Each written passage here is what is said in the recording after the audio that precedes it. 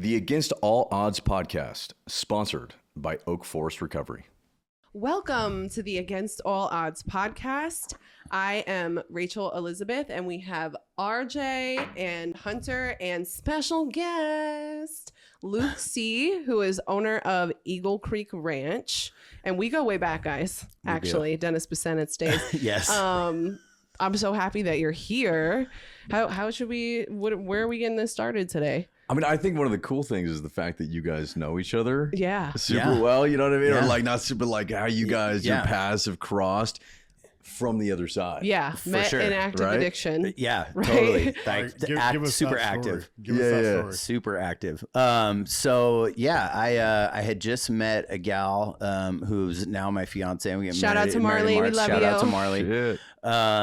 Shit. So we had just been dating maybe a few months, and she was like, "Yeah, we're gonna go to this music festival in New York with like all my old friends." And like I've been going to raves like since I was like 15, but I like didn't want to like expose too much of like, you know, what was going on. So I was like, "Oh, music festival, like that sounds cool. Let's go," you know? And I kind of just like played it off like, how do we music festival? Like, what do we do? You know what I mean? And I Trying to be like the new guy, like, like, get some engagement. Like, like I'm older than most everybody there by like, I think I'm like 8 years older than Marley. So, you know, most of they were all younger. Right. And like, I just kind of wanted to see like, how do you guys do it? Right. Yeah. Like, I don't know what's going on. Like, show me like what's up, you know? Yeah. So, we ended up like, you know, they had me on their shoulders at the main stage. Like I had a blast, like listening to music I'd never really heard and all this stuff. And I mean, we were, you know, I wasn't sober yet, so we were totally getting after it. Yeah. And Rachel was one of Marley's friends that was out there. Yeah. How are you Marley's friend? Marley from the East Coast or like? I guess through, I'm trying to even think, SWAC. Yeah. Dated my friend Sarah. Yeah. And then I became acquainted with that group. And then they said, hey, we're going to Mysteryland. And then I met Marley through SWAC and then everyone else. Yeah. Okay. Yeah. So we like, it was like a 3-day. Yeah, it was festival, a 3-day camping festival, camping Mysteryland, festival. 2016. Was 16. It? Yep. Yeah. So like after like the first or like second, I think it might even been like the last night we were there, like that afternoon or whatever, like, and we were all doing, you know, we were like taking acid and doing ecstasy pills and all this other kind of stuff. And I'm still kind of playing it off like, oh, like, show me the e-pills. Like, you know what I mean? And you're still playing it off like you're new. The guy, yeah. And then SWAC, like me and him started talking and like it just kind of came out like, you know, like he was like, bro, like, come on, like, let's just like be this dude's real. an Like, OG. Like you know what you're up? fucking doing. What's up? Yeah, And yeah. I told him, I was like, all right, bro. I was like, I'm going to find a humongous bag of ketamine and like, we're going to throw everybody in this huge K-hole in the tent. And like, I don't even think like, and I don't even think you had maybe not done it. I had like, never done it before. Couple that was people. my first. That was my first time. What was your Walk me through So that. I didn't know what to expect, you know, and then all of a sudden, and I think I was on probably a plethora, Yes. a Cornucopia. smorgasbord, charcuterie board of lots of substances, if you will, right? And I just remember I tried to walk from the tent to the porta potty bathrooms, and I was just like, like I just felt like I was like kind of drunk, like Yeah. That's a good noise for it. No, literally, that's Yeah. I mean that's the theme song of my sure. ketamine experience. But then we got caught stuck in the tent, basically. Yeah, it was like we had an air mattress in the tent, and I don't know if you guys ever been to like a music festival or like pretty much anywhere where you can with an air mattress. Like a shout out to air mattress manufacturers, make them stay full of air for longer than like a day. Started to cave in. Yeah, so it was like half full, right? And like I came in hot. I was like, oh, you guys never done ketamine? Here, we're gonna do this big line of ketamine. You know, like we're going there. And I remember Rachel was like on the mattress and then like kind of off to the side. And then like the next thing you know, like we were like, where's Rachel? And man? she's Where'd she in go? the mattress? She's like between the tent, the side of the tent and the mattress. in the crevice. Yeah. And have you ever done it before? Me? Yeah. Oh yeah. It's For sure. And you're just stuck there, dude. And then, I could move like it was just everything was so heavy. I just remember that, and then we thought it was like a space. We were like, it got real weird. It was like a spaceship, and then we just started saying weird things. Yeah, like I had I had these Adidas skate Adidas shoes, the Dennis Busenitz Pro models, and Swack was like, I'm gonna go find more K, or like he was like ready to go on a mission, and he couldn't find his shoes, so he's like, I'm gonna take your shoes, and I'm like, okay. And then he left, and he came back, and he had like trampled through the mud and threw up on my on my kicks, bro. Yeah. And I was like, dude, my Dennis Busenitz, and Rachel I think that's how we found you, out of the side of the tent. She's like, Dennis Busenitz. And I was like, it was just a really funny thing to say. Okay. You keep saying it over and over, and it sounds weirder and weirder the longer that you say it. Exactly. Man. I feel like that's you sober too. It is me sober. You know what I mean? Like, I feel like there's no difference between you like stuck in that K-hole and saying that and you sober. Yeah. I guess there's a lot of similarities. For I sure. guess. For sure. I'm probably so fried by now that it's just me. Permanent K-hole. Yeah. So that's how we ended up meeting. And then we had like connected I think a couple more times after that. But I think we were both kind of like, on the brink of things like getting like, I know for myself, you know what I mean? And I didn't even know that like you had I didn't even know the extent, because I always, when I was hanging out with that group, I was trying to be like normal, so I'm like, this is how normal people party, this was but at the time you were like I went on Suboxone to go to that festival. So anytime I had to do something and I wanted to be prepped and got on Suboxone. I like would wean, and I'm taking tiny little teeny tiny pieces, because I was like, I want to be sober, but I want to like try to figure out a way how to have be manageable, manageable drug addicts, normal, party how normal people party. So I would do that, and because I wanted to be off opiates so bad. And I was on like a tiny amount of sub the whole time I was there, but doing everything else that there was, because that was my like normal time. But I didn't know for you, like even afterwards, I don't think I ever knew. Yeah. So like, that's kind of another kind of funny story, because I mean, dude, I've been in it for like a long time. Like, things that would be like super bad. Then I'd go to treatment, and like things would get a little better. And then I'd be like, oh, okay. Like, so I'd drink a beer here and there, like smoke a little weed, like, it's going to be fine. Yeah. And, I was like at one of those like ramp up points at that time. And like, I was like on my way back to like getting to where, like, it's almost like what's coming, you know what I mean? But you're like, oh, it's going to be different this time. Right. Like, I'll be, as long as I stay away from like so-and-so, or I don't go around here, like, it'll be cool. Like, I can go to Mystery Land and like freaking, go full Pac-Man on e-pills for the weekend, and like, it's mellow, you know what I mean? And like, those type of like events started to just like be more frequent and more frequent and more frequent until, like, it's too late, and then you're looking back like, oh man, here we are, like, again, and like now, like, I don't know how to stop this until like law enforcement or like a thunderbolt from God gets involved. You know what I mean? Like, there's no stopping that. You grew up here, right? Like in Orange County? Yeah, so I was born in Hawaii, and then my family moved back. Both my parents are from California, so we moved back here when I was like 4. And then we moved to Orange County when I was 17.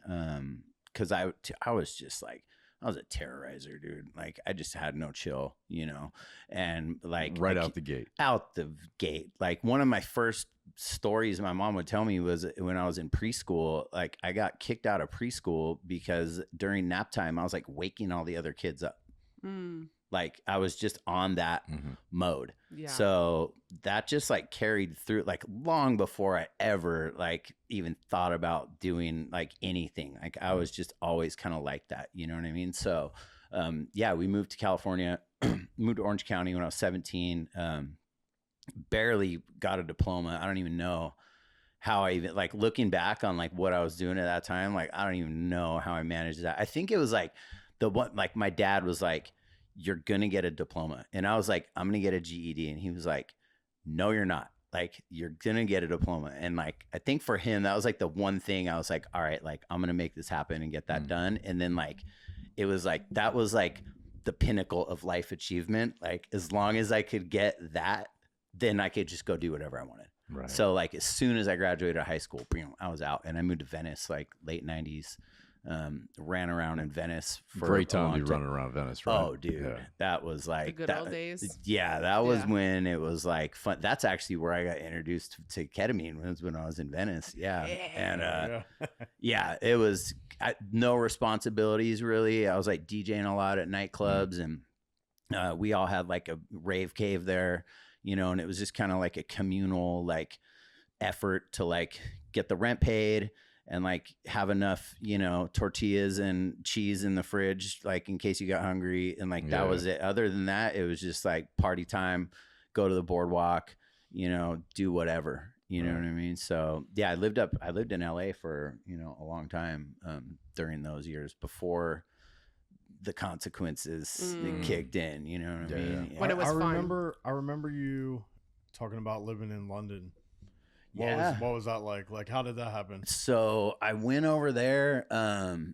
My grandma had passed and she left me some money. Like, I don't know, it was like maybe like 10 grand or something like that. And, again, I was like super into like the underground, you know, party scene, house party, you know, all that kind of stuff here. And, there was a couple DJs in London that I knew, and they had a big nightclub there. And I went over to just go check out their nightclub. Like, I had planned on being over there for, I think 2 weeks was like my initial plan. And then I ended up staying over there for, I think like 8 months. Wow. Yeah.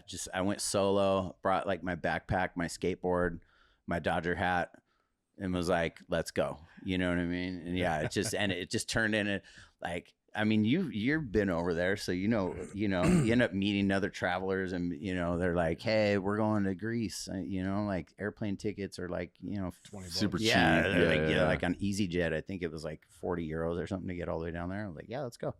So just ended up hopping around there and probably financing my trip longer through it.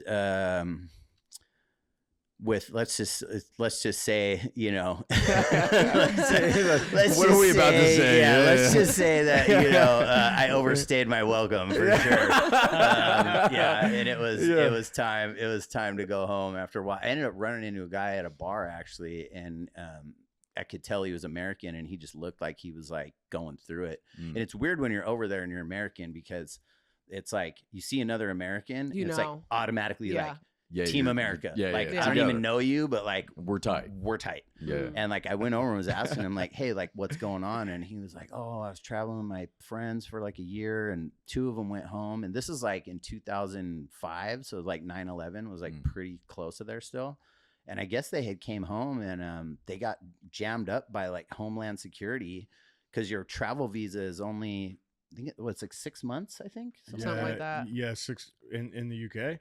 Well, from here to there, I think you can leave the U.S. for 6 months, and then you have to come back. Oh, no, and then you can leave stay. again. You could stay gone as long as you wanted. Now It just depends on the country Yeah. you're going it to. depends on So like the UK will only allow you to stay there for so long. Maybe that's what it was. Something Whatever like that. had happened with this guy, he's like super stressed on going home, because his buddies got like jammed up like at customs when they came home. And then I was like, oh my God, I've been over here like 8 months. Like, I better go home. And like, I was on one of those like, go to the pub, have some beers, like what things were like not like super bad over there. So I was like, you know, and I had met a bunch of people, and I was like, man, I'm just going to go home. I think you have to be here for like 72 hours or 48 hours. There's like some time, it's not very long. And then you can go again. So I was like, I'm just going to touch down in LA and then go back. And like my homeboy from Van Nuys picked me up at the airport and never left. Yeah.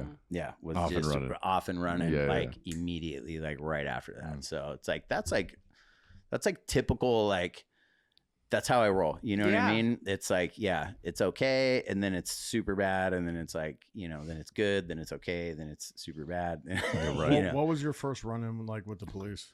My first run-in with the police was actually in Van Nuys, leaving that same dude's house. And I was leaving there. I had a buddy of mine pick me up.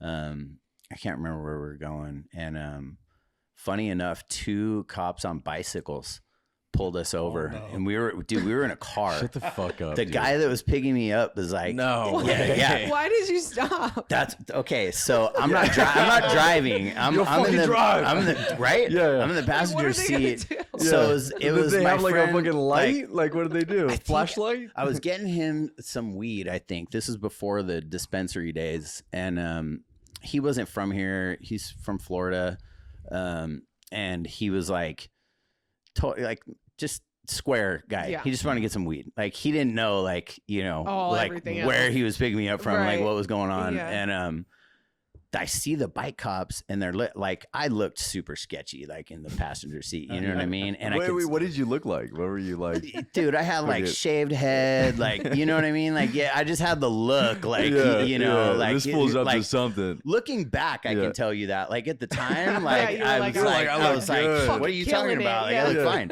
fine. You know, so I could see them like side eyeing me, and they were like both riding like in the other like lane. There's like 2 lanes. It was right there, Van Nuys and Ventura, and like one of the side streets right off there. Anyways, and they like tell him to pull over, and like I tell him like, dude, go, and he's like, they're telling me to pull over, Oh. like you know, he's like, you know, and I'm like, Yeah. bro, like you don't know like what's in my backpack, like you need to Get drive, the fuck out of here. and like he didn't do it. No, so he's not that he guy. stopped, and then they were like right on the car, and then you know they called in a patrol car, and then everything else. And I had like a bunch of dope in my backpack, and they took me into the Van Nuys jail. Yeah, I remember going in there and I had to go to court on that Monday, and like I don't know if you guys ever been busted like on a Friday, you but gotta stay you're all there Yeah, all all weekend, weekend. right? Yeah. So then Yeah. like there's like 10 like jailhouse lawyers like telling you what you're supposed to do. Like, Of oh, this is your course, first yeah, time yeah. busted. Like, oh, you gotta do this or that or the other. Yeah, And like yeah. I was like had like this plan formulated for like all those people when I went to court, and the public defender comes up to the thing, and I tell him, I was like, I want to get an OR, sir. And he just laughs, and he's like, yeah, we don't OR drug dealers. And I was like I'm a drug dealer? Like I thought I was just partying, like having fun with my Yeah. friends. Like Yeah. I didn't know, you know, like they made it sound like, Terrible. Serious, yeah, yeah. which it was, Yeah. but like I So didn't wait, really. How much was it? I think I had like, I don't know, maybe an ounce or something, and I had a scale, and I had like, all, you know, I had all, Baggies, I had you got all all- the stuff, you know. So, I got an attorney, got out of that one with like, it was like PC 1000, and I had to go. No, I don't think I had to go.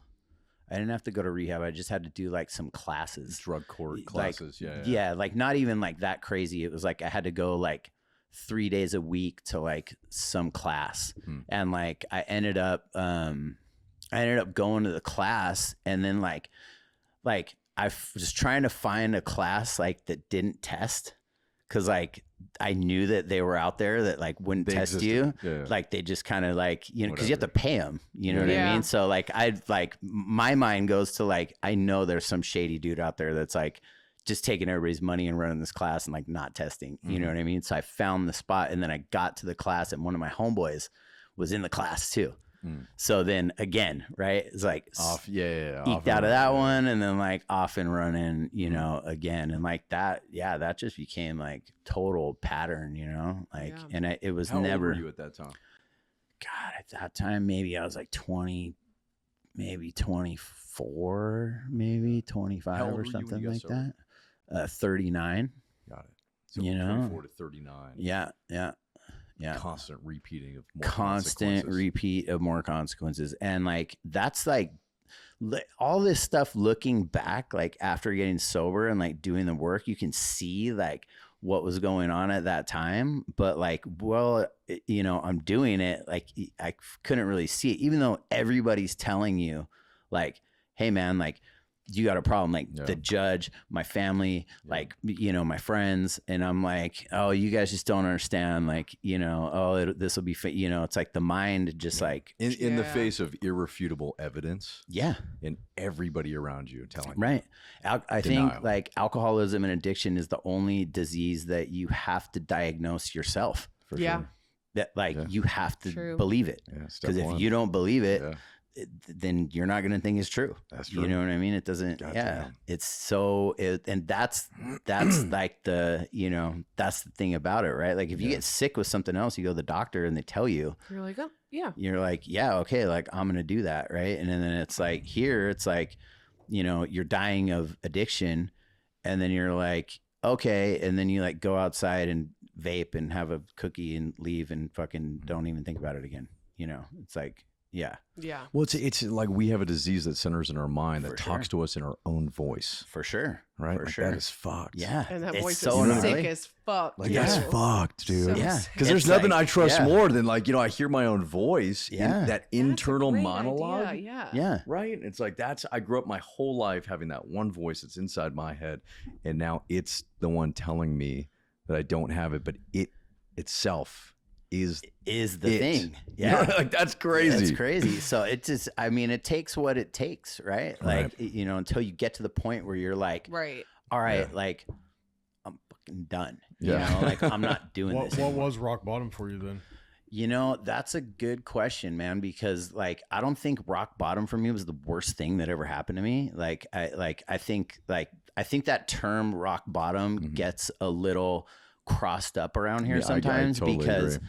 like if you tell me like, oh man, like I hit rock bottom and like X, Y, and Z happened, and then like my follow-up question is like, well, did you get loaded after that? And they're like, yeah. And I'm like, well, then that really wasn't rock bottom, was it? All You right, know? what motivated you to get sober then? I had some time, and then like I got Cali sober again, and then, you know, obviously the same cycle starts repeating itself, but I guess like I started to notice it earlier on in that cycle. And like that last time, like I knew what was going to happen like straight away. And like, I was almost just, cause like I told you before, like if you don't work for law enforcement, like you're pretty much not going to tell me anything. You know what I mean? yeah, So right, like right. from like when I knew like I've lost the power of choice at this point, and like now I'm just at the whim of like my addiction and what's ever going to happen, like subconsciously I'm like hoping like please arrest me before things get so really bad, bad, yeah. right? Like I'm hoping for that moment to happen. And like when I got arrested that last time, I remember telling the officers in the car like, thank you. What did they arrest you for? What did that look I like? had a bunch of vehicles that didn't belong to me, and Okay, I like Were you this. like carjacking? no, or what? I wasn't like running up on people and like taking their cars. I was like, Just the get it- vacant ones. Hot wire. yeah, and no, shit. I was getting them with like paperwork from, you know, dealerships and things like that. And I had some vehicles that, you know, You got like a motorcycle were not or right something, foot. didn't you? Yeah, I had a couple of street bikes, and I remember I was at the apartment in Huntington Beach, and Marley had to get her car out because my bike, like we only had one parking space, so my bike was like kind of slid in behind the car, and I went down to go move the bike, and right when I got on the bike, boom, boom, boom, Rushed boom, in. like undercover cops were everywhere, and like I remember being like, I was on a friggin' V4 1100cc, the bike that, you know, Rip. Yeah. dude, like you're gone. Yeah, you yeah, know. And I just remember thinking like, dude, I'm gonna drop this thing into gear, And I'm gonna just I'm gonna get out of here. You know what I mean? And I pulled the clutch in, I put the bike in gear, and I just remember the cop telling me like, click, click, like you better turn that thing off right now. And like something like at that moment I was like, either I'm gonna get out of here, or like these cops, you know, might kill me. Either way, I'm fine with either of those things happening because I cannot do this anymore. Yeah, you know, I'm like like everything hit me like all at once, like all the disappointment to my family, my friends, like myself, like Marley, like everybody, you know. And I was like, I'm just gonna either I get out of here and I like ride this thing straight to Mexico and just like disappear, or like I'm gone anyways. And like, then nobody else has to like, I'm not causing anybody else any more drama in their life, you know? And I had like what they say, you know, moment of clarity. And I turned that bike off. They came to wrap me up. And I knew right there, like, it was weird. Like I knew right there, I was like, all right, I'm going to do even looking, I knew I was looking at like some time, you know what I mean? I was like already like thinking in my mind, like, cool, like I'm going to get sober in prison. Like, that's what I'm going to do. Right. Like, and then I'll be sober when I get out. Like I was committed. Like I'm going to do the deal. I'm going to do the, I was 100% committed at that point. You know what I mean? And, you know, God stepped in, man. And I got bailed out. I fought that case for a long time. You know, I ended up getting a good deal. I got some just super love from like the judge, and you know, they took a flyer on me, and like, you stayed sober that whole time. I've done right by him, and you were showing up to court sober. Like I work a program, whole time, getting letters, having people, you know, showing up with me, like the whole deal. And how long have you been sober now? I'll have 5 years, August 9th. Yeah, love that. Amazing. August 9th, I'll have 5 years, and like it's crazy because like I knew where to go, you know what I mean? Because I had been in treatment, and I had like, you know, I'd been to some meetings and like done some stuff like that. So like, you know, all the little kitschy things that they would say around there that like used to just like bug the crap out of me, like keep coming back and like we care and like all that stuff. I was like, you know, these guys are lame, you know what I mean? And then like I like then you became sure. well, because it takes on a different meaning when it saves your life. It made sense to me. I was like, keep coming. I was like, I can go back. They told me. Yeah. They told me, we'll love you anyways. Fuck. We don't care. I need some of that. Right. I was like, cool. So I knew where to go. And at that point I had ran out of questions. Right. And it's like, you know, before it was like, oh, I'm not so sure about that. Or like, oh, do you like, you know, like, I don't know. Like I was always trying to like argue like a point of like why this isn't going to work for me. And like, I kind of had a realization of looking at it like if I show up to like the dope man's house and I look around the room and everybody is like off their ass, I know that what he has is good. I don't have to ask him. I can see it based on the people around me. So I just walk up and I get my issue of what I need, and I just do it without question, because I know the results are going to be what I'm expecting because I can see it around me, right?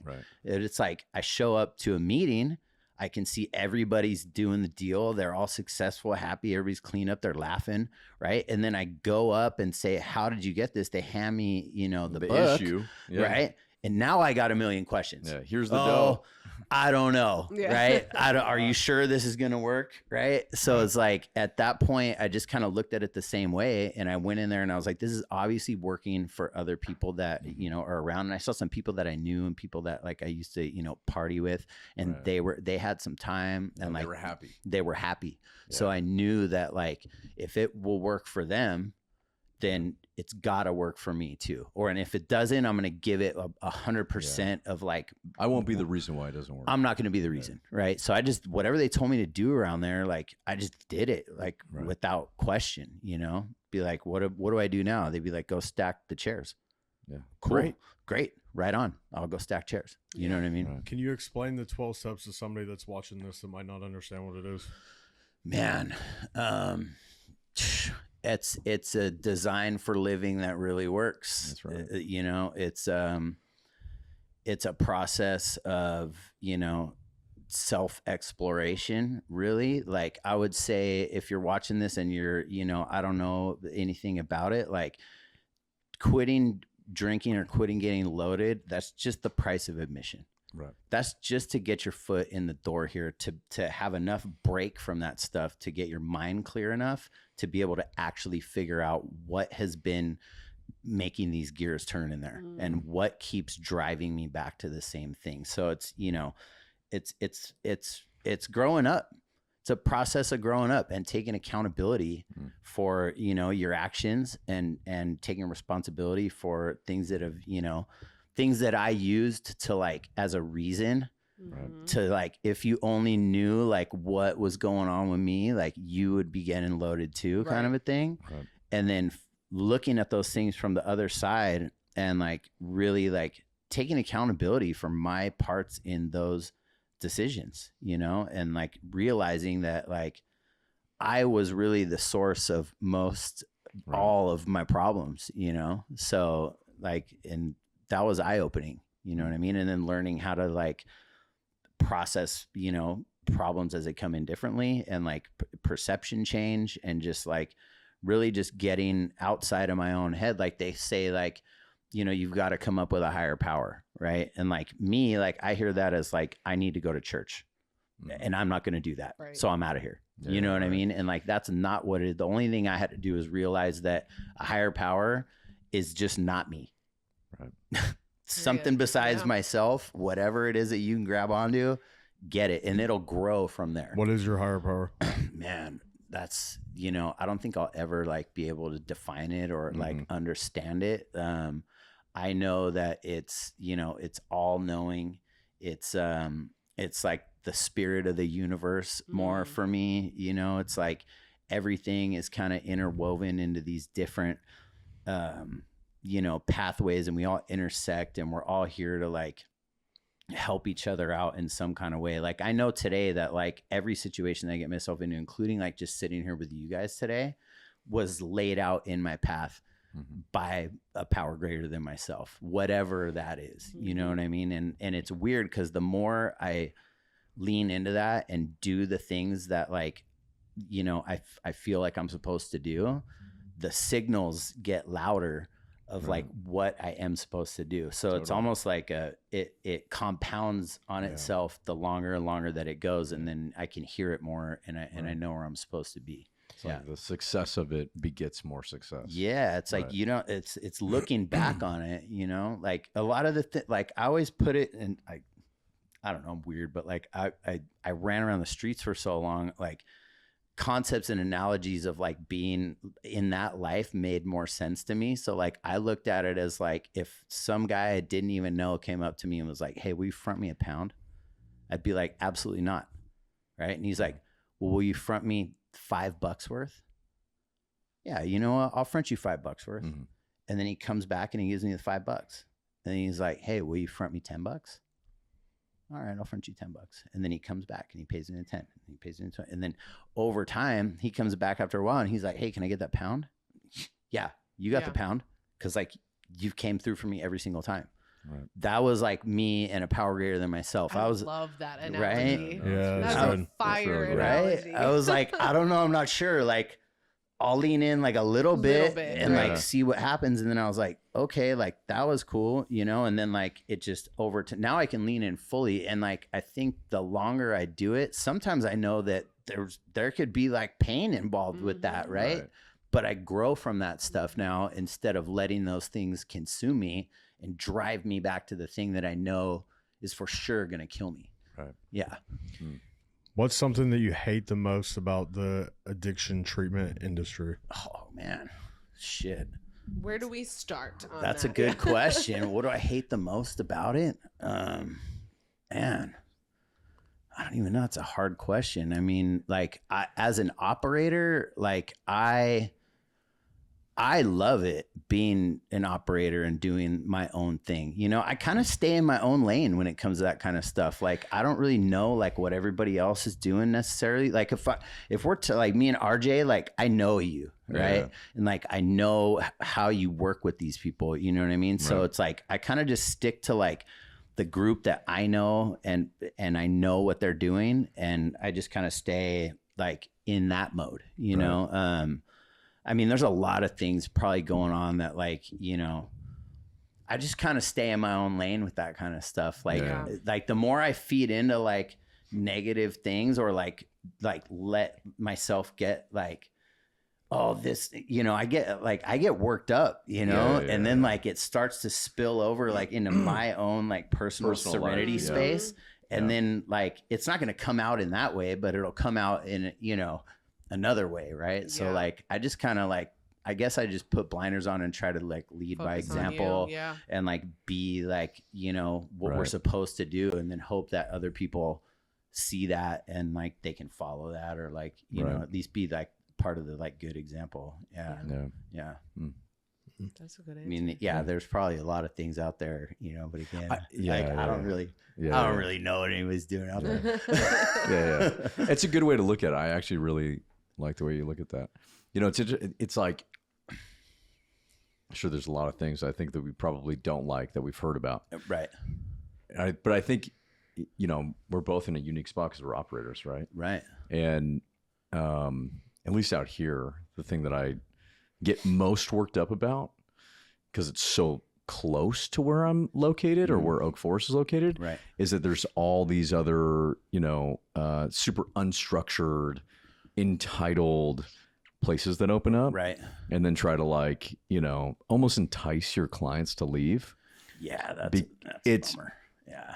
And it's the one area where I probably get the most angry. You know what though? At the same time, like, and again, this comes down to like the universe and its plan and like everything else that's, you know, bigger than me. Mm-hmm. Like, it's almost like if they can entice you and you're leaving based on that, For then sure. maybe you just weren't ready to do the deal yet, dude. Totally. And like, you know, 100%. I'll see you next time if you're lucky. Well, and that's what Yeah. happens, right? But I Right. think the part that makes me angry is not so much hands off on the client journey. Do as much as I can to stop it, right? Right. But if somebody's not ready, right, they're not ready. They're going to go through their experiences. Right. I think the hard part is, as an operator, when you're dealing with a family. Oh yeah. Oh, And you've got to, you know, and I've had so many people, dude, Totally. I've had so many guys make amends to me Mhm. for this exact thing. Yeah. Right. Yep. They went somewhere else. They blew up, whatever. Yep. End up coming back, get through the steps, Yeah. set up the amends with me, right, Yep. for being a dick. Right. Right. And we sit down and like they talk about their harms, or like, oh, I left and I talk shit. And da, da, da, da, da. Right. And I'm right. like, dude, you're missing it, dude. Like, you're missing it. Yeah. And they're like, what do you mean? And I'm like, let me walk you through from my perspective, right? Like, you leave, like, great, you're on your journey, right? Right. Like, I don't, you know what I mean? Like, doesn't really harm me that Right. you leave. But what does is I'm the one that's taking the phone call with your mom, For sure. Mm. right? For Like, sure. I'm the one that has to call your mom Yeah. and let her know what just happened. Yeah. Right. And that you chose to do that. And I have to hold the space for her. Yeah. And I have to hear that. Yeah. You know what I mean? Yeah. And I'm like, that's the harm, dude, because you're going and doing your fucking thing and you don't care. Right. Right. But your Right. mom can't sleep. Right. Well, then that's like going through, you know, in 8th and 9th and like Right. looking at that stuff. It's like, what is the harm really? That's what I mean. Right. Yeah. No, I agree. Like, Because we don't see right, it. You know right. what I mean? and I get where you're coming from on that one. I mean, although that's We that's have something that we take on. Yeah. Like, Listen, that's I'm why, you know what I mean? I'm happy to talk to the mom. Right, right. I mean, right before this, course. I'm out there for 40 Yeah. minutes on Yeah. with the mom, right? I love those conversations. And For sure. I hope that I can be like a guiding light and I can Yeah. like help calm them, and then also just give them Yeah. resources and help in every way that I can. Yeah. Going through probably what is maybe the most difficult thing ever as a parent, right? Oh, like, for sure. I'm going to lose my I couldn't kid. imagine. Well, Yeah. lucky you're taking that call. Right. And you're the owner. right.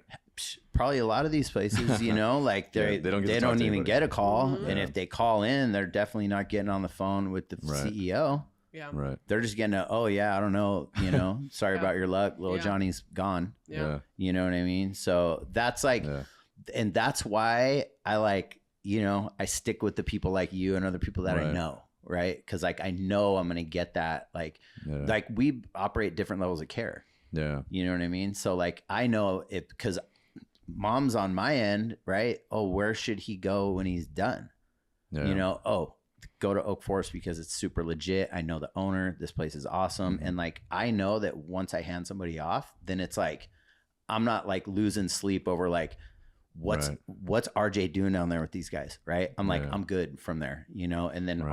I'll get calls from families like, oh my God, thank you so much for recommending, you know, my loved Yeah, one yeah. to this place, or you know, it's like you just kind of keep the network like For sure. as close as you can, Right. and you know, that's really like what it's all about. How long has Eagle Creek been open now? So we've been open almost, well, it'll be 2 years in January. Amazing. Yeah, it'll be 2 years in What January. are the different things that you've gone through, like as an operator, just getting into like owning a business, starting a business? Like, I feel like you just like you have to go through it to really understand. Yeah. You know what I mean? Like holding a certain, yeah, you know what I mean? Like, we're gonna have this quality, we're gonna hold to these standards, we're not gonna bend. no matter what, in the face of maybe losing money.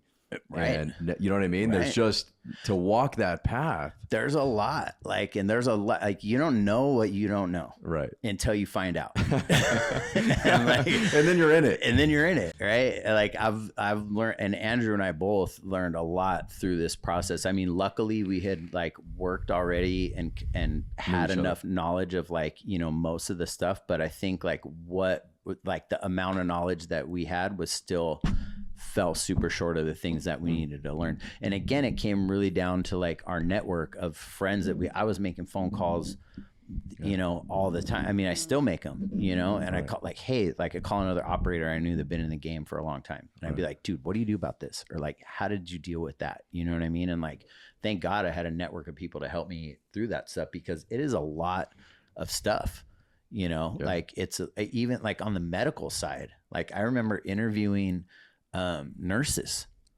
Like I don't even know like what do I ask? I was like, can you like nurse for me? Like I was like, I don't know, stethoscope? Like what are we doing? I don't know what to, you know, right? like so I had to find a solid director for that department, and then I let them do the interviews for everybody else. I think that was like a main thing of like being a leader at a company, is like understanding that like your team, you're going to delegate things to the people underneath you and those team leaders, and you got to trust them to do the stuff that they're going to do. Like micromanaging, you know, like, and we're a small company, so it's like not, you know, like I could see like bigger business people being even able to do that a little bit better, because there's no way if you owned like Tesla, like Elon Musk is not like talking to the secretary at the Huntington Beach office. You know what I mean? Like he's got teams underneath him that do that kind of stuff. Right. So like Andrew and I really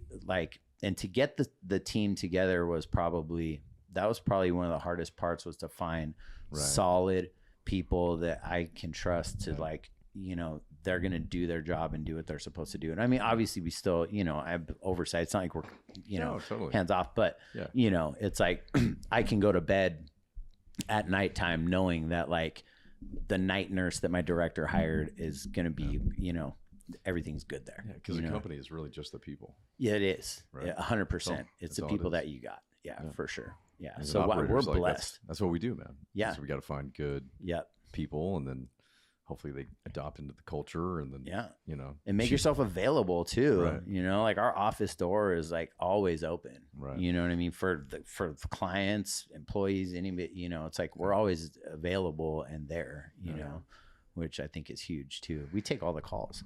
Yeah. Still. I feel like, you know, working a 12-step program is so relatable to also running a business. Yeah. You know, like big time, just in so many ways. Big time. You know, like doing 10 steps, calling people.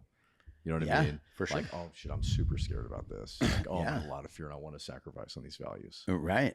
Calling other operators and getting that feedback, and like the more you do the right thing, the better, you know, it gets. Like, thank God that I learned that stuff, you know, going through the steps and like learning how to, again, it really all comes back down to being able to lean into whatever kind of spiritual connection that you got, and based on the, you know, the front system, right? Like me and my higher power, we're at like kilos by now. You know what I mean? Like I'm like, all right, like I know you got me. So like, like we're good. He's got the jets coming in. We're in there. You know, that blue magic, dude. You know what I mean? That's no doubter at this point. You know, so I'm like, all right, like here we go. You know, let's do it. Rachel, can we throw in one of your funny questions? Sure. Oh my God. Well, you should ask the normal one for and then let's go to some of the. I'm scared. If you had to, right, life or death, would you fight one horse-sized duck or 100 duck-sized horses?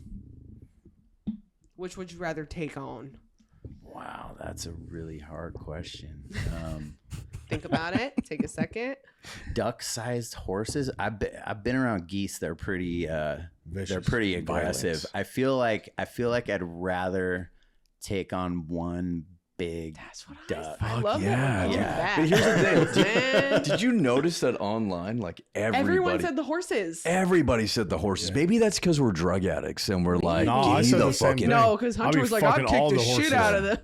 Yeah, I'll I'm like, give me that fucking big horses ass up, fucking duck. Dude. Yeah, I'm I a take fucking, the one duck. Yeah, dude. me Like, too. I don't know. Like, I'm just picturing it in my mind, and like, Yeah. that's a You're just lot gonna of box- little things Is that jumping right? all over you. Right. Like, You're just gonna box it up though. I mean, yeah, I'd probably lose, but like, I'd rather just lose like one time really bad. Yeah. Just get fucking pecked and knocked out. You know what I mean? Yeah. Just be done with it. That's a you lot know? of horses, dude. Horses are they got hooves and shit and Yeah, teeth and they and like bite. duck, they're not like ant size. They're like They're duck size. That's, Like, like, yeah, they decent. get bitey. Yeah, that's that's everyone- like a medium-sized dog, basically. Yeah, basically. And there was all these Yeah. horse people online. Did Yeah. you read their comments? There was the one thing They're that like, that horses actually are got scared of everything. They Right. would run away. Right, and I'm right, like, right. but that's They're not in the a herd. idea. Yeah. They're in a herd Yeah. though Oh, at yeah. that Yeah. point. But I feel like mobbing they, up. if they're squatted up like that, they probably got some Yeah. pack mentality. You know, if they're smaller and stuff like Yeah. that, they're probably I just mean, I'm gonna. not a veterinarian, they're so like I whole don't lot of really know gang like shit. that much, but yeah. Yeah. In my mind, bring on the Bring on duck. the- Bring on the okay. one big duck. Yeah, Fire. go with that. Yeah. Just like stomp me out real quick and we'll call it a day. Put some ice on End it. What's the best part of recovery? Oh man, everything. Mm. The whole thing. Like the whole thing. I couldn't really pick like a best part. Like I feel like different parts of it are more impactful at different times. You know, like it just depends on like what I'm going through, like at a specific time, how like one piece of it will kind of like step out in front, and that's like the best part, like at that time, you know. Like I think like I guess like right now, like what I'm going through really is my relationship with the spiritual presence, you know. It's Yeah. like that's the coolest part right now, because like Right. I know for sure, no matter what life ends up throwing at me at this point, that like they got my back. Right. You know what I mean? And like it's there for a reason, and whatever that is, like, you know, I have a relationship with something now that's bigger than me. Right. You know, and like I communicate like that. It's weird, like basic relationship like skills you would get like even at like therapy for like a relationship with like a significant other. It's the same thing. Right? Like imagine if you had a girlfriend and you like only talk to her one time in the morning for 2 Right. seconds. Yeah. Right. You know, that's like a Yeah. relationship with a higher power. You're like, hey God, thanks for waking me up. Okay, I'll talk to you later. Yeah. And then you don't check in like again. Mm. That's not really, Yeah, it's you not know gonna what work I mean? out. No, Right. you know, so Yeah. I go through like my day, Yeah. like, It's a you good know, analogy, man. I like That that. sounds really Yeah, convenient. you're like that, though. analogy king in the streets. For real. What did you say? Good says- shit. Relationship like that sounds convenient. right. Yeah. For a minute. Yeah. Yeah. Have you lost like a loved one in recovery since you've been sober, and how'd you get through it? Since I've been sober, have not lost a loved one. No, not since I've been sober. My brother was killed when I was 19. Mm. And that was like a real tipping point for my addiction to really like take off, you know. Like I feel like before that point, I was just kind of like I said, I was just having fun partying with my friends. Like, you know, it wasn't like that serious. But like I think once I started using to like escape from something, like in specific, like that's when things like really started to get dark, you Yeah. know. Like so like that was like the biggest loss I've had like since I got sober. I mean, I've lost people that I know, you know, not anybody like super close to me, but people that I was close with at certain times of my life. Like a lot of people that I knew, because I mean, I'm going to be 44.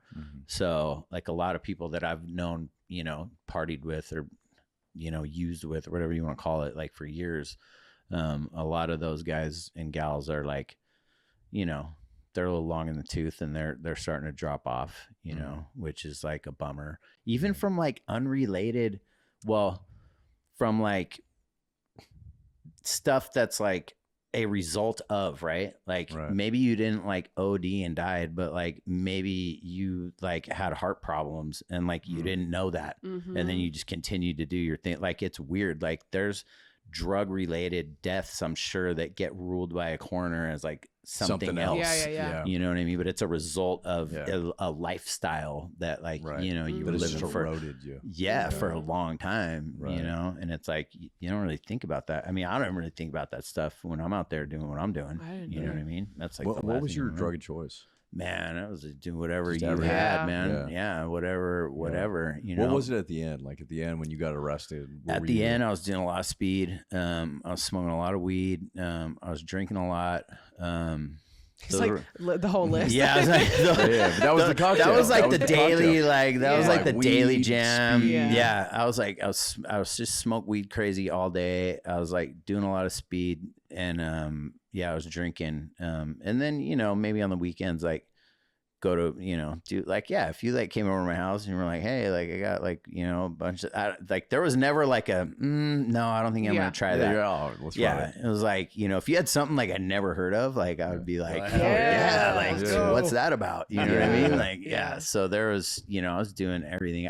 I came from like I grew up in California in the 90s, right? You know what I mean? So it was like all it was a cool place like to be in terms of like cultures getting mashed together. Like, it was like skating and, low riders and surfing and like all this, like everything all mixed. And like, I remember going to like the first underground parties that I went to, and like, you would see like valley chicks, like dancing with cholos with like dudes skateboarding out front with like reggae Rasta dudes. Like it was all everything. just like everything was like everything. all together, like so you the drugs mixed as well. It's people who normally would not mix, right? And like that's it's the same in recovery, right? You go to like a meeting and like you look around and it's like all these people would not be in the same area unless we were here for like another reason. It's the same kind of a situation. We were at Dickens the other day, and I literally said that. I was like, as people were coming in, I was like, there's no way anywhere else that this group of people would be together. Like that's how you can spot, like if you're like in a town like you're not normally in, and like you drive by some like shopping center, like you can look over and you're like, oh, that's totally an AA meeting. For sure. That's totally, because those 5 people would not be hanging out. Can we talk about how big but also so small the recovery community is? Have you noticed that? Like everywhere especially since I've been with you guys, like in the little what are the conventions, conferences, whatever, every single person I meet I'm connected either directly to them or like through other people, and it's the coolest shit ever. I fucking love it. Because I mean, you think about it, it's a huge community. For but sure. Everywhere I go, I know someone who knows someone who knows me. Like, you know what I mean? I'm like connected through people. It's so wild. Luke and I have crossed paths in like multiple 3 times. different states or something. Yeah. Like that. Yeah, it's crazy. Just randomly. Yeah. That's so tight. It is. It's cool. That's like the grapevine, I love that too. Like, and also like as an operator, right? Because like I'll have a guy come through that's like not from our area, and like he's going home to like Wisconsin or something.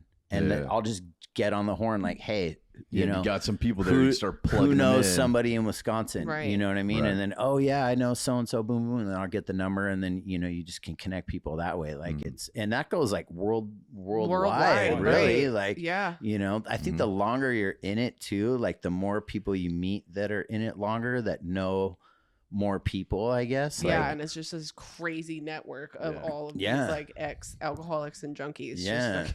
Well, because the longer you stick around, right? Because like I know I came in, and the first AA meeting I went to was like in like 2001. You know what I mean? And like I'd go in and then I'd be out, and then I'd be there and I'd be gone. So it was like I never really got to be like part of that, right? And like once you're in it and you're part of it, like it's like way tighter that way. And then, the people that are doing the deal know more people that are doing the deal. For sure. For sure. Yeah.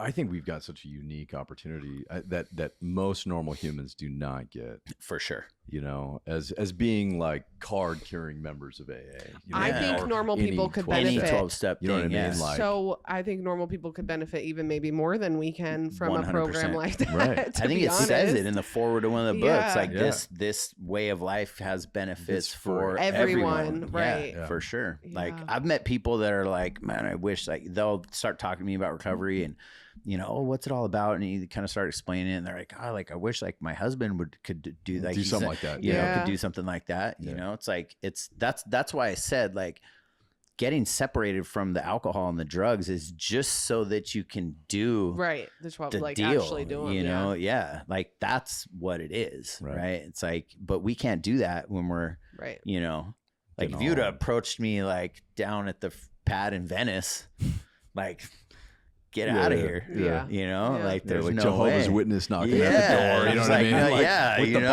Bible, like, like, yeah, it's like, Yeah. dude, get It's like, out of here. Yeah. like you say, taking public transportation. Yeah, I mean in that's LA. how I saw AA, man. It was like my first meeting. I was in Utah. There's all these old guys. And I just saw. I'm like, this is like taking the bus, man. Yeah, And I'm like, I think the bus is great, just not for me. it's not for me. I'm gonna buy Right. a car. Yeah. You know what I mean? Like that's how I Totally. saw it. I'm like, oh, Yeah. it's really good for you guys. Yeah. Well, it's like I didn't just know don't need it. anything about it, but I Yeah. don't like it. Yeah, I don't like it. Yeah. How does that work? It's free, and you're talking about God.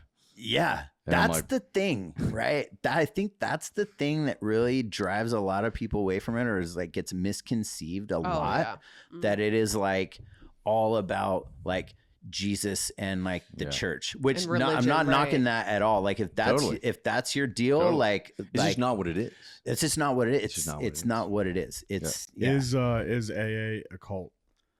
I don't think it's a cult. No, it's like I don't know how you define a cult, but I think I think it's one. a good cult. I think one of the definitions a of little being cult. in Shout a out cult Tan. is like not. God, someone just posted it the other day that it's like if you're like turning your back on people that you know that like don't follow that same belief system is like one piece of it, right? Like if you're like in David Duke's cult, like you can't talk Yeah. to your family, Mm. you know what I Yeah, mean? yeah. Which is like not, Well, I like- think most cults have one specific leader, yeah, that's also true. which the right? thing about AA that Yeah. makes it, I think, not a cult Yeah, is there is no. there is no leader. No, There is no. There It's not isn't. a cult. It, It just is- has little culty vibes. It's like It a has club. culty vibes. It's like a I like club. it. I mean, It's listen, like a I club. like I it like too. it. Yeah. I I like like the it little too. It's like a culty club vibes. or like a Yeah. fraternity. Yeah. You know For what I sure. mean? Yeah, it's more like that. It's like a private Yeah. club. Yeah.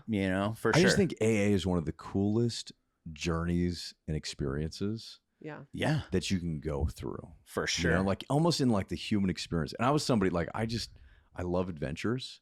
yeah, And I love the unknown. right. You know what I right, mean? And I right. feel like when I actually like came in this time and was like, all right, I'm gonna do the thing. Yeah, AA became an adventure. for sure. You know, it was like I got the coffee commitment. Yeah, I got to the meeting early. There's all these random characters showing up. totally. And I'm like, oh my God, what's your deal, dude? Yeah. And it's like Terry, and she's like 60 and she opens the door. You know what I mean? I'm like, Right, I'm right. like, what is like, and she's like telling Yeah. me these kooky stories. And then Yeah. this dude Peter walks in and I'm like over there and he's Yeah. like calling me names for fucking lying. And you Yeah. know what I mean? I'm like, oh my God. And then I'd be like the crazy coffee dude. And I like Yeah. had to pour people's coffee for them. Right. Cause I'm like, I don't want you to spill. And they're like, no, I want to pour it. You know what I mean? It was just, Yeah. Right. it was and then I had a sponsor and he's like, you have to go to this meeting Yeah. and you have to, you know what I mean? And it was like it was almost like all these little side quests. Mhm. Yeah. You know what I Little mean? journeys, Totally. Like, Yeah. Totally. Well, and I needed like direction. yeah. Like I didn't Yeah. have like any concept of Yeah. like, I was like a feral animal, Right. like Right. when I got there. Yeah. I needed that. Yeah. You But know I what I feel mean? like the 12-step process, man. It's like it takes a feral animal, you know what I mean? And through all of that just, this wild experience, you know what I mean? Yeah. You get cleaned up at the end. Totally. And it's know what I cool mean? to watch. Like now that I've been doing this for a while and like Yeah. worked with other guys, like it's cool. Like, cause I'm sure people were watching me when I got there, Yeah. and it's Yeah. like, I get to Yeah. watch other Like guys that light now. turn on. Yeah. Yeah. And Yeah. I'm like, dude, he's getting it. You Yeah. know what I Light mean? of the spirit shining he's, on him. He's Yeah. getting You it. Yeah. you mentioned Peter. Will you tell the story about what Peter said to you in that meeting one time because it's so good? Yeah, for sure. Yeah, Peter. The reason I mentioned Peter is just it was a critical moment for me, right? And I feel like there's I'm sure you probably have these critical moments when you were like first sober. Yeah. Right. Because my pattern, like I had gotten 4.5 years and I had gotten 3.5 years. Right now I've got like 7.5 years. Right. Right. And the first 2 times I didn't go to AA, didn't have a sponsor, like didn't do the deal. Right. And it was because like, you know, the incredible recuperative powers of the ego. Yeah. Right. I get like 60 days, 90 days. Like, Right. I'm good, man. Right. You know what I mean? Like, I Yeah. said, I get a job. Yeah. Like, I'm going to make money. Yeah. Like, you're good. And that was the whole AA's public transportation. Like, I'm going to buy a car. Right. You know what I mean? Like, I got to Right. figure it out, dude. Right. Like, I got a brain that works, Yeah. you know? And this last time I came in, it was like day 14. I'm still like, I'm super humble. You know what I mean? I'm still going through the kick a little bit. Right. Right. I'm at the 7 a.m. meeting. I'm like an hour early because I had nothing else going on in my life. You know what I mean? Right, I had an EBT card, you know, and I'm Right. sitting on this, Right. Yeah. you know, and I'm sitting on this fucking couch. And I just wanted some of the respect of some of these older guys. You know what I mean? Right. And there was this dude, Peter, and this guy, Chris, and Eric, and Dave, and whatever. I knew they were like the OGs. Yeah. And some of them were super successful, right? So I Right. like sat next to Peter a few days in a row, and Peter's like, "Why do you keep finding a seat next to me?" You know, and at least that's the way I heard it. You know what I Right, mean? It was right. probably just some old timer, like, "What do you know? What's the Yeah. deal, Like, dude? what's up with you, dude? You Yeah. trying to, you know, Yeah. get me to sponsor you? Like, what's, you know what I mean?" Yeah. And I'm like, "Well, I saw you get your daughter back, and I want to get my daughter back." And he looked at me and he's like, "When was the last time you saw your daughter?" And I was like, "Oh, it's been 3 years." And his response to it was disgusting. And I'm like, I sat there and I looked at him and I'm like, "Dude, you're so right. My ex-wife is super disgusting, dude." You know what I mean? I was like, and I was like, "Oh, she's Right. terrible." And he's like, whoa. I think you really misheard me, dude. Yeah. You're disgusting. Yeah. And I sat there and I was like, it hit me, dude. Right? I mean, Yeah. right. I'm like Yeah. emotional, like 14 Peter days bomb. from Yeah. a fucking detox. You know what I mean? Yeah. Opiates. Yeah. And I'm fucking like, I'm just, you know, I've got track marks on my neck and my arms. And I'm just yeah. like, "Ugh," you know? Yeah. And he's like, "If you want my help, you'll be the first hand up after the leader shares. And you'll tell this entire room exactly how disgusting you are by exposing Smash the ego. by Yeah. exposing the truth." Yeah. And then he literally got up and walked away. Damn. And it's, I mean, 30 more minutes till the meeting starts. Mic drop. And I'm sitting there just like, Just sitting in it. like, Yeah. I'm Yeah. like this big, you know what I mean? Yeah. I'm just like, fuck me, dude. Yeah. And for whatever reason, man, like, I think it's just like God's grace, whatever. Like, it was the perfect person at the perfect time, Yeah. like the right emotions going on. And I just was like, fuck, I better raise my hand. Yeah. I remember raising my hand. This was my home group. And it's Yeah. like packed, like 120 people at 7 a.m. Right. And I fucking share, dude. And then I'm like, I have fucking been super dishonest. And I talk about how long it's been since I've seen my daughter. Right. And then I have no fucking excuse. That's entirely on me. And I remember just breaking into tears. And I'm sharing and I'm like through a quivered Right. lip. You know what I mean? Mm. Can't get it out. And like I can tell like other people in the room are like almost crying too. And then all of a sudden, man, at that moment, after that, I felt like I was a part of it because so many people came up to me and then so many people were like engaging with me like every day, like, "How's it Well, going, you man?" freed yourself from that too, Yeah. right? Right. Yeah. Yeah. And I was in. Yeah. You know what I mean? I was like in, dude. Yeah. All of a sudden through that level of like true honesty, Humility. yeah, and just being super authentic, man, about Peter, the Peter has great delivery. Yeah. He does have good Peter's delivery. fired, yeah. But You Peter- can always leave it to an old timer to just But, boom. like, you know, that's you're the like, that's the adventure, right? Right, Like I right, just think right. that that's the adventure, man, Right. that like we enter into, and it's like, and there's so many more experiences like that Yeah. I had yeah. over that next 12 months. You know Yeah. what I mean? Which It's like you got to be ready to do that kind Right. of stuff. I get that question too a lot from people, like, how do I make myself ready Mm. to do it? You know, and like, man, like it's so hard. I wish I had an answer to that, right? Yeah. That really is the $1 million question. Like, how do you get to the point where you are ready? Yeah. And like, Yeah.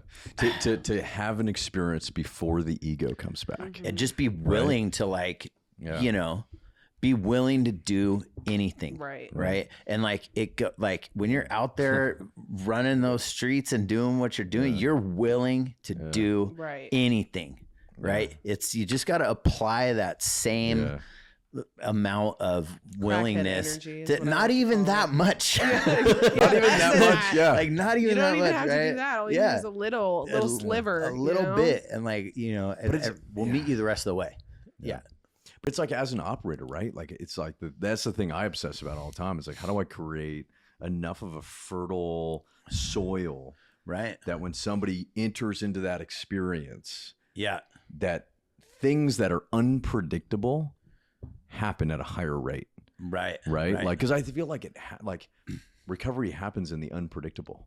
For You know sure. what I mean? Like we can set up all sorts of boundaries and structures and assignments and this and that, Yeah. whatever, right? Like Right. all these things. But I feel like time and time again, where I see the experience happening, and what happened for me, right, is like it happened in the unpredictable. Yeah. It happened because I was showing up in the right spaces where there was enough fertile, like, Right. shit going on, Right. that these random occurrences happened that nobody could have set up. Right. Right. There was no like, tech at the sober living. There was no, you know what I Right. mean? Like it was not orchestrated. Yeah. Or it's And just like asking the right questions. Yeah, like, yeah. because I know for myself, like it's the best idea when it's my idea. Yeah. So if you can like, if you can ask me the right stuff to like make it my own idea, then I Right. definitely want to do it. Yeah. You know what I mean? Yeah. So it's almost like poking around and like asking those like challenging things to like get somebody's engine started on their own. Some really good motivational Right. interviewing. And then they're like, you know what? Yeah, this is a great idea. And you're like, okay, I'm so glad you thought of that. Yeah. Let's feed that. Yeah. So glad you came up with that. This is super off topic, but what do you think about people using steroids in recovery? Man, that's another really controversial question. You guys are coming with the controversy. Oh, we right love now. Yeah. controversy. I'm gonna, man. in my personal opinion, I don't sponsor guys that are on steroids. I don't do it for a couple reasons. Number one, it's a mood altering substance that is affecting you from the neck up. It's been proven that that stuff affects your emotions and your emotional regulation, hormones, all those kinds of things get thrown out of whack like that. They're not prescribed by a doctor, Right. but 99% of the time you might have something going on where a doctor's got you on them for some reason, but most of the time you're getting them from, your bro at the gym or something, which is also a dishonest. I'm like, for me, it's way like to if go. you are doing something illegal, Yeah. it's not sober behavior. It's not man. it's not sober behavior. That's like step one, unmanageability, insobriety. It's not Right. sober behavior, right? Yeah. So like, So there, I mean, are you sober?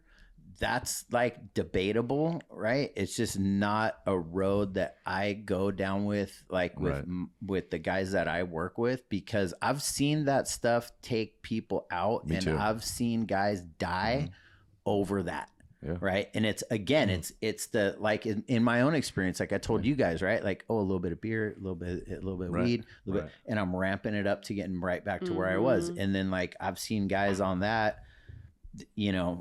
they just chip away at their recovery, gets less and less and less important, and other things step in. And then the next thing you know, like they owed it. Like I've seen, since I got sober, I've seen like 3 dudes die that started out on, going from totally sober to like getting on steroids to being dead in like 7 months. Yeah. Yeah. I know one of very specific. Now, I'm not going to say that happens for everybody. I'm sure Totally. there's people out there, everybody, like, right. It's just like, for me personally, like that's not something that I can get behind. And if I find out one of my guys is doing that and they don't want to stop doing that, I tell them, hey, I'm not the best sponsor for you. Right. I tell them my piece, like we just talked about right now. And then I say, hey, maybe you might want to find somebody else who's on The same wavelength. who's on that wavelength as you, and you guys go do your thing from there. What about maintenance? What's your opinion on that? Oh, like MAT? Yeah. I'm not a huge fan. Me personally, there's instances where like it's appropriate, I think. Like if you've got, somebody who just cannot, I'm going to just say, cannot get honest with themselves about what's going on. Incapable, Right. And they just cannot get it, and they're going to die. I guess being alive on maintenance is better than being dead. but I'd rather be happy, joyous, and free from any of that kind of stuff and be able to like live, you know, because I've known people that have been on maintenance for years. I've had guys come into my treatment center to get off of maintenance, you know, and it's the golden handcuffs, you know what I mean? So like, if you can avoid it, you know, if for a detox or something like that, if you're on a taper, that's not really maintenance, right? That's different, right? Yeah. But like, if you're gonna be like, I'm gonna be, you know, on maintenance forever, you know, I haven't met anybody that's like, yeah, I've been on maintenance for like 10 years and like I'm so stoked on everything. Yeah. They still have that kind of dulled like experience, and they may not even be aware of it. Right. They may think that, you know, well, I feel like usually like the people that you meet that have been on it for a long period of time, they're usually like talking about it in the framework of like, yeah, but I got to get off. Yeah, for sure. I know a lot of people that have been on it for years and have changed their lives, like completely surface and have gone from like homeless drug addict to being able to live a life, but they all hate that they're on it. Right. Like I know so many people that have that want to come off. They're like, how do I do this? Feeling like a slave. You're still it's the golden handcuff like, thing. I know some serious like hope to die, gutter punk, like IV junkies that are totally sober today. Yeah. So I know it's possible. Like, and their stories are gnarly. Like I know some chicks that got some like things like you would hear these people's stories and you're like, damn. Yeah. Like I get it. Like I would have probably been doing that too. And like they're living happy, joyous, and free without any kind of maintenance. So if like I've seen some of the toughest cases get sober through without it, through working steps and without it. But again, it's like you said, right? When Peter told you that, right? Like you could have very easily have been like, F this dude, I'm out of here. Yeah. This ain't for me. You know what I mean? But you were humbled yourself enough to be able to be like, you know what? He's right. Like I am, you know, like I remember going through my 4-step and it was my first sponsor and I got to the resentment for the guys who killed my brother. And I was like, I had to find my part. And I was like, what is my part in this? Right? Like how, like I'm a victim here. You know what I mean? Like what is my responsibility for that? Like F those dudes. You know what I mean? And he told me, he's well, number one, have you been getting loaded over that for the last, come on, ding, 15 years? I was like, well, yeah. Right. And he goes, and I want to throw something else out in front of you too. He's like, let's say you're 10 years sober and you're sponsoring a new guy and he tells you that he killed somebody and he killed the wrong guy like they did for my brother. How are you going to be able to get that guy through that part of his recovery if you haven't made peace with what happened with these guys? You don't know what was going on with these guys in their life at that time. You have no idea who, you know, you don't know any of that stuff, right? And like for you to hold that resentment, you know, you're never going to be free from that. And the crazy thing, and again, this comes back down to spirit of the universe and all that kind of stuff. I processed that, became at peace with that. And one of the guys who's still in prison wrote a letter to my family. He's not getting out. Wrote a letter to my family and I'm reading it and it's a freaking 9th step. Amends. It's a 9th step amends letter. Wow. About him taking responsibility and all this stuff. And there's anything I can do to make this right. And like it all came together. Like I'm getting chills just thinking about it right now. And like, that's the magic, right? That's that untangible thing that happens around here when you're willing to like push through things that are difficult, right? Like it all makes sense later, you know? And like, I haven't written the guy back. I'm still like getting to the point where like, I'm figuring out like what, you know, to tell him. And I'm working through that with my sponsor right now on like, how am I going to, you know, respond to that? Like, do I visit him in person? Do I write a letter? Like whatever. Cause I gotta pay that forward on my end to at least give that dude some sense of peace on my end too. So like, you know, it's, yeah, that's the magic of this thing, you know, things like that. I hear stories like that all the time. When I go to meetings, you hear the craziest stuff that happens to people. It's definitely not just coincidence, you know? No. Are you happy today? Oh, 100%. 100%. I mean, it's definitely, you know, I guess I always compare it to like where I was at before I got here. So like, it's pretty, my standards for happy are like super low. Super low. Yeah. So Yeah. like, you know, like I can be like, I can always find something to get happy about. Right. Yeah. Right. Like, even if I'm feeling like a certain kind of way, or like, I'm like, you know, like, and that's, again, dude, like 5 gratefuls, like all those things, Right. like, you know, it just helps to like, you know, I'm like, oh man, you know what? Like, I'm not in prison right now. Like, you know, I'm driving down the street. I can go get a coffee if I want, you know, I can do like, you know, it's real easy to like come out of that stuff when I make myself aware of like the blessings and the great stuff that I have going on. So like in general, yeah, I'm pretty stoked. Yeah, Love that. pretty much. What do you think about psychedelics in recovery? That's another good question. In recovery, I wouldn't say, I don't think that's a good idea. And if you're like working a program and you're, you know, you're an addict or an alcoholic, I don't think doing psychedelics is probably a good idea. I will say for like other behavioral health issues like PTSD and trauma, and if you're not prone to addiction, you know, then those things are super helpful. I got a good friend of mine, actually is a nurse practitioner at like one of the bigger ketamine assisted therapy companies out there.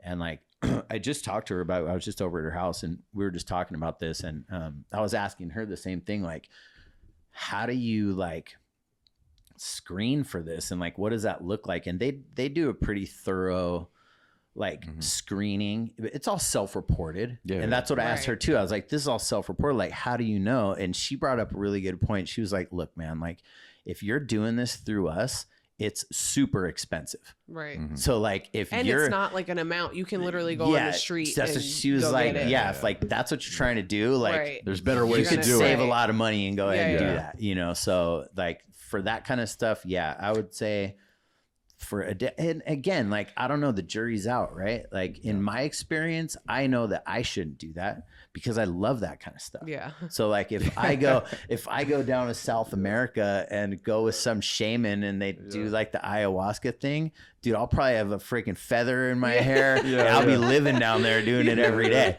you know? That's just how I get down there. So, I can actually see it. You know what I mean? I'm like, fuck. Me too. oh yeah, I dude, I have like a walking rain stick. Like I'd be in it. You said feather in my hair. Yeah. Do you have hair?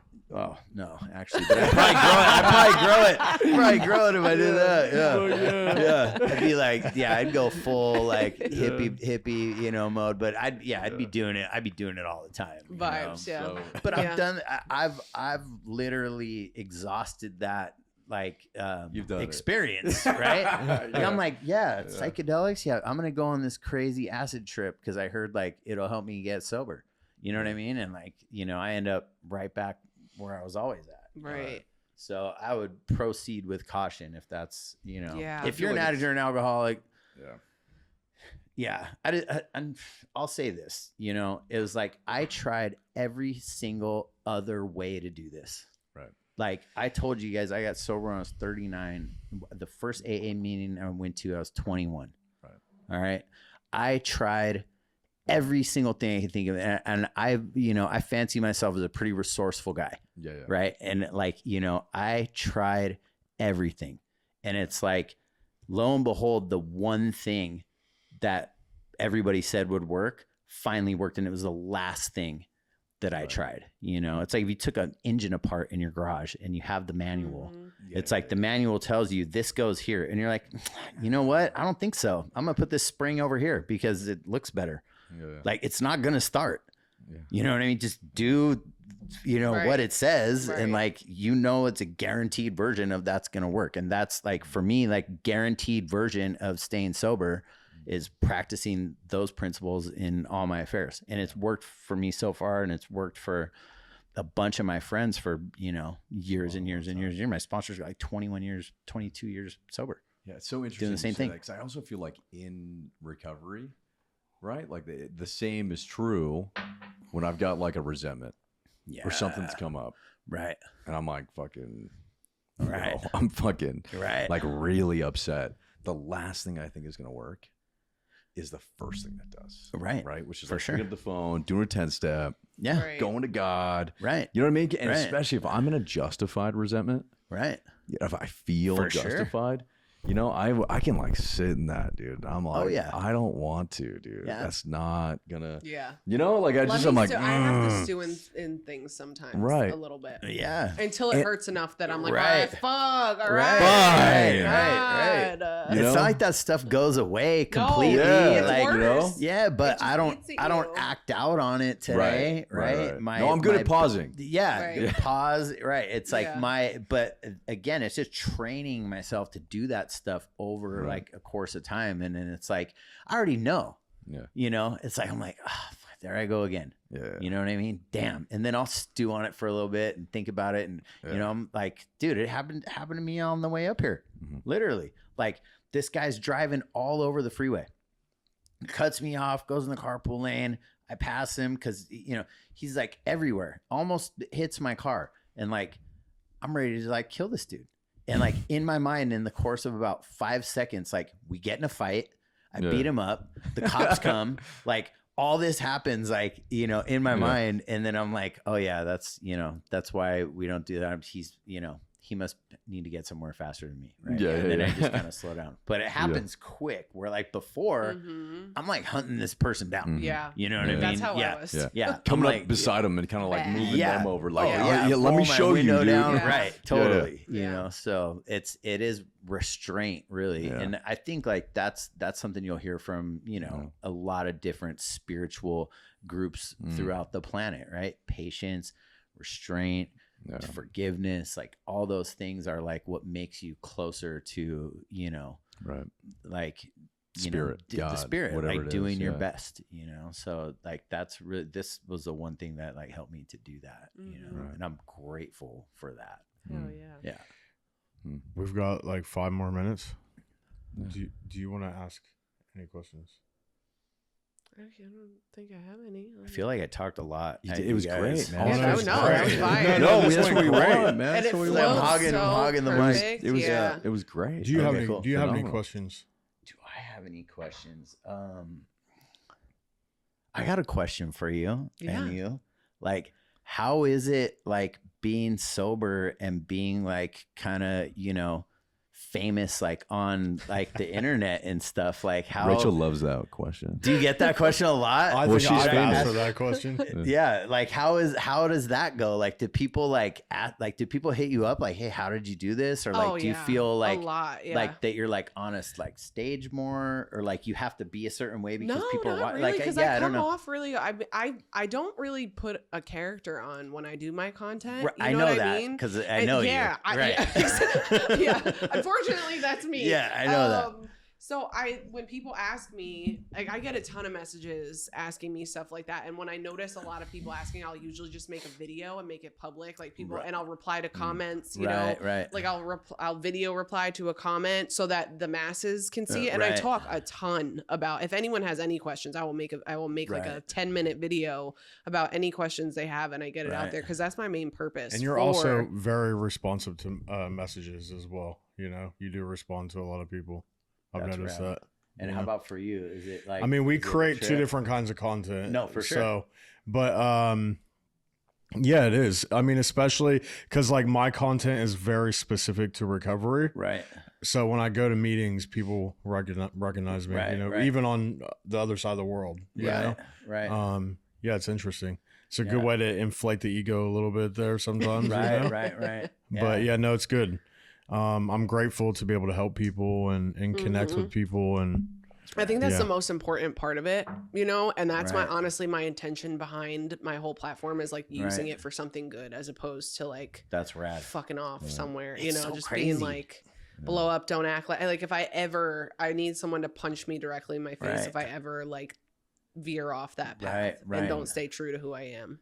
Yeah, it's Yeah. so cool to like see like how it's just a trip. It's wild, dude. It's totally crazy. Oh, it's like wild. because like when I first got sober, I think what do you have? 6 years?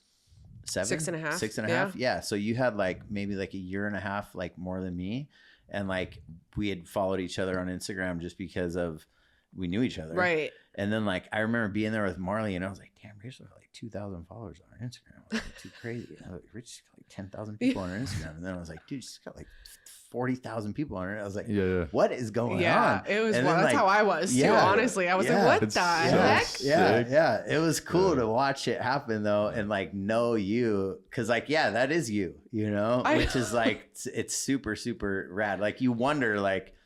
Cause like I don't know a lot of the people that I look at on Instagram. Like, is that how that person like really is, or like whatever? And like, it was just really cool to see that, for you. Yeah, it's wild, dude. I don't super know what the rad. hell. And I think it's all, I try to always stay authentic. Like, we've met a lot of other content creators through this podcast, and it's so fucking cool. Cause sometimes you got to wonder until you meet someone in person, you don't really know who they are. I will say are that they? every person we've connected with has been 100% has so been. real. That probably has to do with like the recovery and whatever in most instances. That is what but it is. it's such a relief when you meet someone and they're like, you know what I mean? Because you kind of feel like even the people that don't. Like I didn't know that our last guest that came on, but I've had this like parasocial relationship where in my head he's been my friend for years now. I've followed his content and stuff, and to see him in person and he's like actually like that, it was so fucking cool. So those people are really that's cool. Rad. That's why I always try to like make sure I'm not turned into like a fake ass bitch. Like truly. No, that's rad. Yeah. That's cool. That's my question. Yeah, man, I think it's interesting because every single person we've interviewed has been so amazing. Yeah, like just We've like had- stories of just. We're very I hope I blessed. was able to. No, Yeah, you crushed included, it, man. You crushed Because it. look, we named it Against All Odds, Right. and really, like in the last person that we interviewed, is not sober. Right. You know what I mean? I don't think he's one of us, Right. but it's affected his life and where Right. he came from and where he's at today Right. is just Amazing. a miracle. That's Truly. rad. Right? And like you go from, being fucking a garden variety dumpster can, Yeah. right? Getting arrested, Yeah. vehicles that are not yours. Yeah. You know what I mean? Yeah. To now operating and owning Yeah. a center that helps people. Yeah. You know No, what I mean? it's I still trip on it. I'm like, dude, this is crazy. That's it's a miracle. Yeah. No, Right? for sure. And it's like For to be able to sure. like see that and like Yeah. talk about these things, these miracles. Right. You know what I mean? I think that that was the reason why we wanted to do this, Yeah. right? Yeah. Is we wanted to talk to people about their miracle, man. Yeah. And it's like to be That's in that rad. one state of being and to be where you are today, and it comes with the responsibility, right? And then For like the last sure. guy we talked to, like he feels a tremendous amount of responsibility to be authentic. Yeah. Right. You feel tremendous responsibility not to like be a fake ass Yeah, bitch. yeah. Right. Like I there's- feel like God will step in. Oh, Right. 100%. Right. So I've had Yeah. instances Yeah. If where I'm not, he'll let me know. Yeah, I've had for sure. instances Yeah, where yeah. things don't Maybe in a violent align. way. Right. Yeah. Right. Yeah, they don't align with like who I am, like brands, whatever it may be. And when I get like, so say I get greedy on money, or like I'm doing something that's like not honest, right? From my heart, Right. I will feel it. Like I Right. immediately know. I have Right. that belly Yeah. barometer of like, oh shit, like this is not, you Right. know, and I can't live. Well, I used to like be at Walmart self checkout and be like, stealing things and whatever. And Yeah. I'm like justifying it. I'm like, fuck big corporations and they don't pay their employees well and they get everything Right. from China for 2 cents, like completely justified. Right. And now I cannot live dishonestly in any way in my life. No, like it's so I weird can't because do I it was that was not me Right. so long ago. So now it's just like no matter what, I just have to be Yeah. All right. One last question. Do you put the shopping cart away? Every time. hell yeah. Every time. All I right. put it away every time. Yeah. I just got into golf, like super into golf, and I've been golfing like as much as I possibly can. Mhm. And like I always rake the trap. Like I always You fix do my all the little divot. things, Like yeah, even yeah. people like we'll be golfing with people that aren't sober. Like my business partner, he's an incredible golfer, and I golf with him, and it's the same put the cart back kind of a deal. But like Yeah. we'll be golfing with people that aren't necessarily in recovery, And like I'll have to walk into the trap and I rake it. They're like, wow, bro, like you're new, but you really got the etiquette down, you know, like, yeah, all that kind of stuff. I can't, if I don't, then it's like, I'm thinking about it, dude. Yeah. You know, then I'm gonna have to go to like make an amends to the groundskeeper. Like, dude, I just put a huge divot on the 9th hole and I didn't fix it. Like, I'm such an idiot. Love that. Yeah. Shit, man. It's been great. Yeah. Thank you guys for having me. Yeah, really, thanks for like I'm super. coming. I was so cool to see you when we were out in It's such Texas. a full and circle moment. it's completely, Like, what the 100%. heck? It's crazy. Yeah. Like, yeah, like I was just. It's an honor and a privilege to come hang out with you guys, and I was just really happy that you asked me to come hang out with you guys and tell you what happened to me. Thanks for making it, man. For sure.